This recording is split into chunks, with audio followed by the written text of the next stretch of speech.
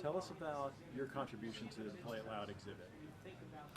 Well, I gave him one of my guitars, and man, I haven't seen that guitar in a while. When I saw it, I was like, man, that's such a cool guitar. I miss that guitar.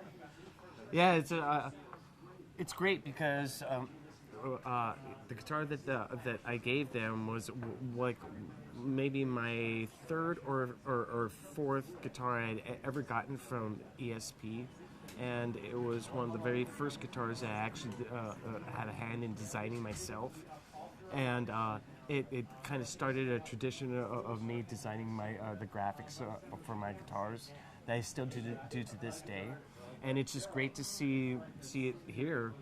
Not only because it's a cool guitar in my book, but it is a great sounding instrument as well, and I used it quite a bit. I recorded a guitar solo for the Black Album sessions using that guitar, and I also took it on on the Black Album tour as well as the Load and Reload tour. So it went on the road for like a good 5 or 6 years, and just got sweated all over and bashed and blooded and everything. Robert, how about you? It was really cool to see my Tobias Aztec 5-string bass, which my wife Chloe had done the artwork on. It was one of the first basses that she had creatively collaborated with me on. So that was really cool, and I haven't seen that bass in many years. My last memory of that instrument was in Mexico City in front of like 80,000 people, playing for Whom the Bell Tolls. And occasionally I'll go on YouTube and I'll check that footage out, and that's the same instrument. So it was really great to see that up there. I had forgotten about that because it's been so long. That alone was super special. Obviously, our instruments mean a lot to us. There's a lot of magic in that. It's brought us here for this whole experience, and being able to celebrate what we do with people from all over the world, and mainly young people.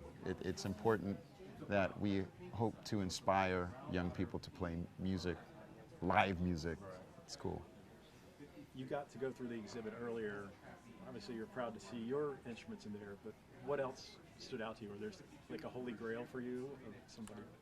Well, I just have to say I'm seeing that one Strat with those three letters on it, the S and the R and the V. I mean, for me, I was just like, oh my God, I've heard the tones, the notes, just the pure expression that's come out of that instrument. I mean, it was just it's overwhelming. It's even overwhelming for me to speak about it right now. It's just like, that's the guitar that Stevie just played his heart out on, and there it is. I took so many pictures of it. I took pictures of the pickups, of the knobs, of the upper horn, of the key of E. The 12th fret. I took a picture of the 12th fret because I know what he was playing in that particular part of the neck. I mean, I was geeking out so badly. I'm still overwhelmed by it. There's so much DNA in that room, and it's really like this magic potion for the world, so much history. For me, this whole kind of display with Eddie Van Halen's amps and instruments, and seeing the little interview with him and watching that footage was really special. But also the piano that John Paul Jones played Stairway to Heaven, amazing. John Entwistle's bass from my generation, forget about it. Okay. Your last question? Last question, sure. How does it feel? What does it mean to be the Rock and Roll Hall of Famers?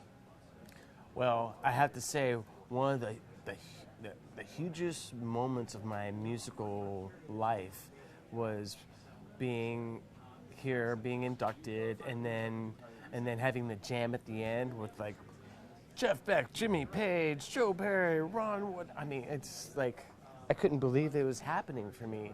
I mean, that in itself was just like worth it.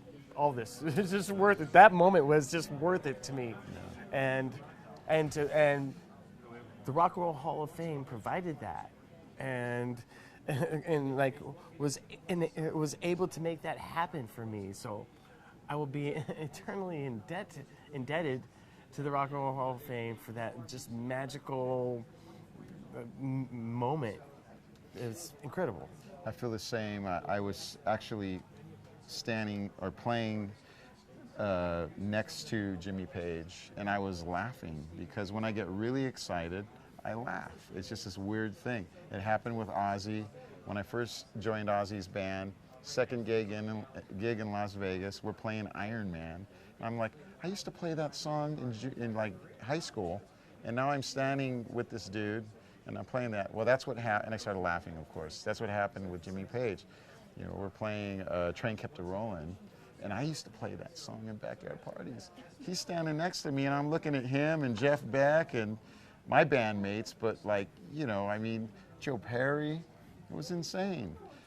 So, you know, basically this place brings dreams to life, you know. You're remembering your history and where you came from and how you came up, and then now you're here and you're sharing all this magic with all these incredible people. It's a very special thing. Well, thank you very much for your time and for the music over the years. Thank you. Thanks. Thank you. Yep, we'll grab the